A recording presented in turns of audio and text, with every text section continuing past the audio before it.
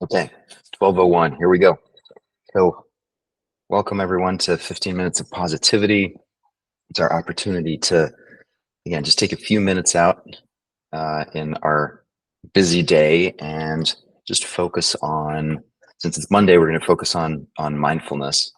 I thought I'd kick it off with one of my favorite quotes by this guy, Mark Twain. I've lived through some terrible things in my life, some of which actually happened. And I think it just speaks to this notion of, so much of our suffering and so much of our um, the negativity that we can experience in life really just happens between our ears, and actually has nothing to do with reality or what happens. And so anxiety is a great example of that. We're in the present moment worrying and ruminating about what might happen in the future, trying to figure out, how do I keep myself safe when all these terrible things happen? And of course, we're trying to figure out so many different things at the same time. And more often than not, if you really pay attention to what actually transpires in the face of anxiety, it has nothing to do with the stuff we were worrying about. Life just kind of happens differently. So there's this opportunity, I think, to take a step back and just understand the mechanics of the mind and realize that this anxious sort of negativity bias that we all experience is it's a thing, but we don't have to be helpless in the face of it. And part of it is to understand the mechanics of this magical machine that sits between our ears. And I just sat down and did the math on what it means to have thoughts or beliefs bounce through our brain. And I came out to about between 30 to 50,000 of these events. And here's how I did it. I assumed that we were getting 8 hours of sleep a night, so we're awake for 16. And then, I was super conservative and just said, okay, let's say we have a thought every 2 seconds. If you multiply that out, it comes out to about 30,000. So I suspect that most of us are having more than a thought every 2 seconds. We probably have several thoughts per second.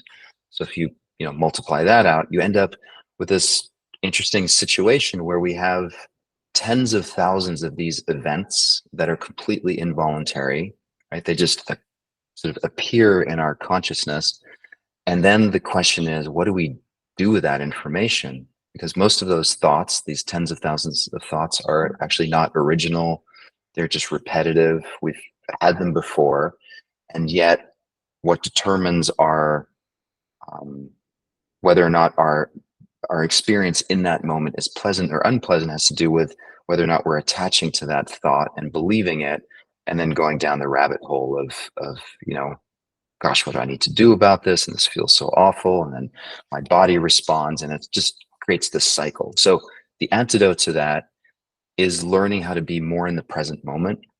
So this is like mindfulness 101, where we just drop into a place of just being quiet and still, and actually try to take a step back and observe what our mind is doing. What are the thoughts that are appearing? What are the sensations that my body is feeling or experiencing in this moment? And just allow them to be, right? So we're not pushing them away. We're not labeling them as good or bad. We're literally just taking a step back and saying, what would it be like if I just focused on observing this thought or this belief, allowing it to have its moment, knowing full well that probably in less than a minute, it's going to be replaced by something else. And that one in turn will be replaced by something else. And it's just this constant cycle. That's just what the brain does. And so learning how to be with that, I think, is a yeah, it's a genuine kind of freedom that we can find from feeling tortured by repetitive thoughts or anxious thoughts. So, quick reminder of a working definition here of mindfulness: we pay attention on purpose to whatever's happening in this moment, and we try to do so without judgment. So the without judgment piece is this, this natural tendency that our mind has to label things as good or bad or pleasant or unpleasant, right, wrong, and so on. It just happens automatically. So we try to take a step back, be still, and just notice what the mind is doing, and just allow it to be, and just watch it. Okay, so here we go. Let's try that. Start by closing your eyes and grounding. So into the present moment. How do I know what's going on in the present moment? Well, I just use my body and basic sensations, such as my feet on the ground, wiggle your toes, bring a little more attention to your feet and the contact with the ground. But this sensation of your feet on the ground right here, right now, this is happening in the present moment. This is not a fantasy or a memory. This is an actual experience that we're having right now. And you can do the same with your hands. So I'm noticing that my hands are are clasped, my fingers are intertwined, and my palms are touching, and I can feel the temperature. I can feel sensation in my hands. And again, this sensory experience is happening right here, right now.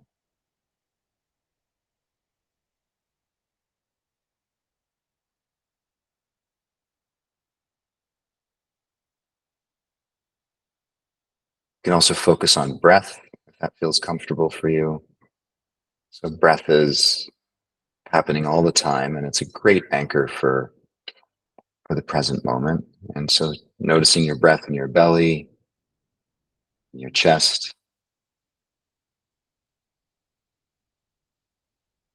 noticing the sound and even the sensation of breath passing through your throat and your nostrils. You can feel it and hear it.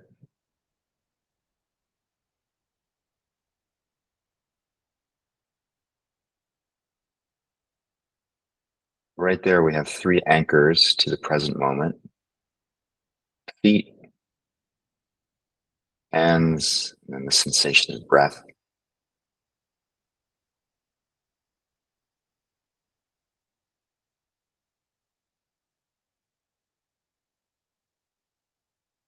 And I suspect that even though we set out with the best of intentions to focus on this contact point with the present moment, our busy mind has this tendency to distract, right? There's again, this constant stream of thinking that's happening.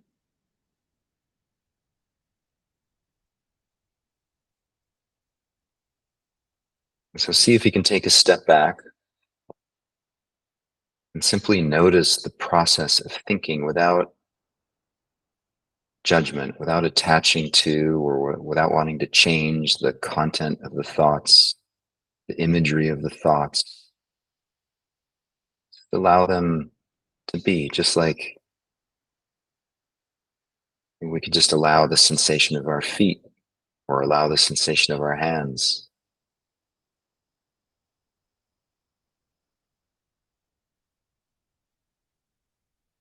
In a very real sense, thinking is just another experience. In fact, the Buddhists think of thinking as a sixth sense.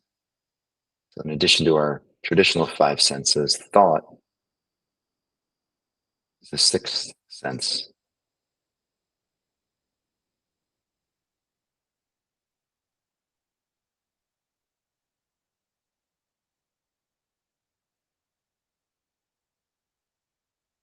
Meaning if we're diligent, we can just notice sensations in our hands, thoughts in our mind, sensation in our feet.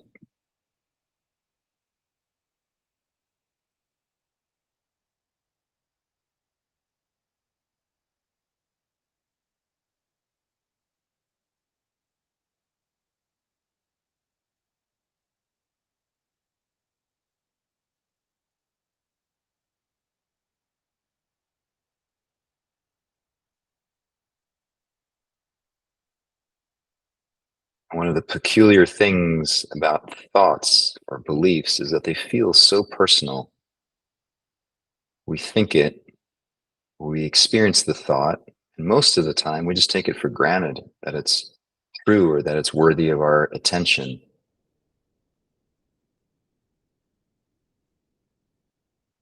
And I'm suggesting that that's not the case a lot of the time.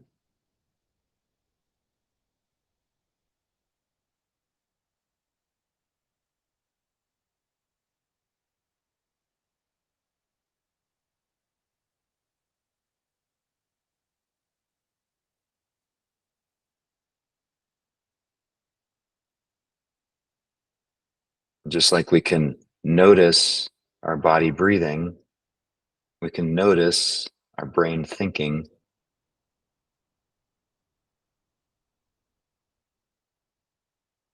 Just hang back, let it happen, just observe it.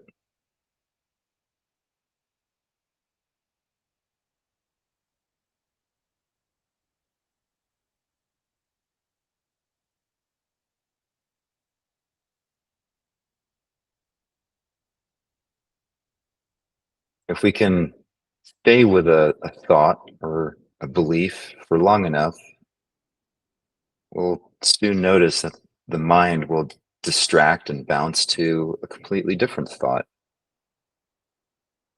And this is happening all day long. It creates a kind of illusion of what's real for us.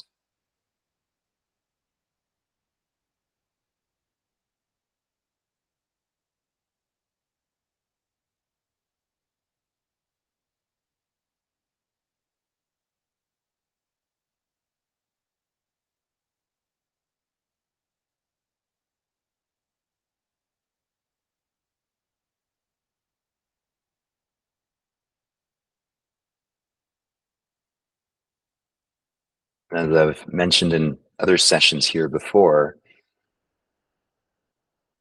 wherever our attention goes is what manifests as our reality in that moment. So if our attention goes to a specific thought and attaches to it, well, that's what then becomes real for us.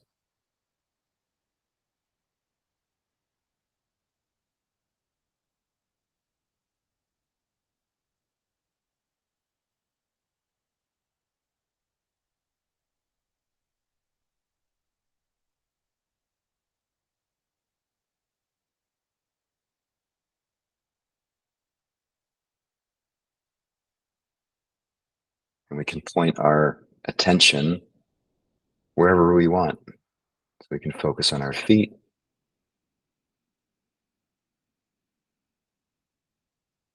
focus on our hands,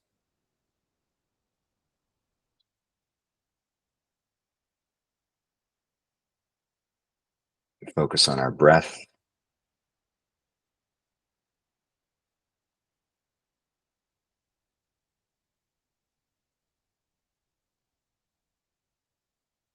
focus on our mind.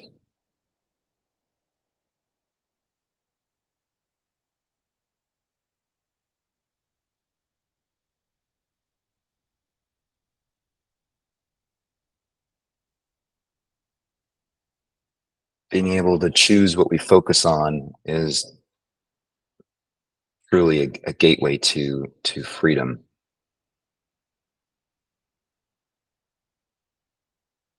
And go ahead and take a deep breath in, long exhale out through the mouth.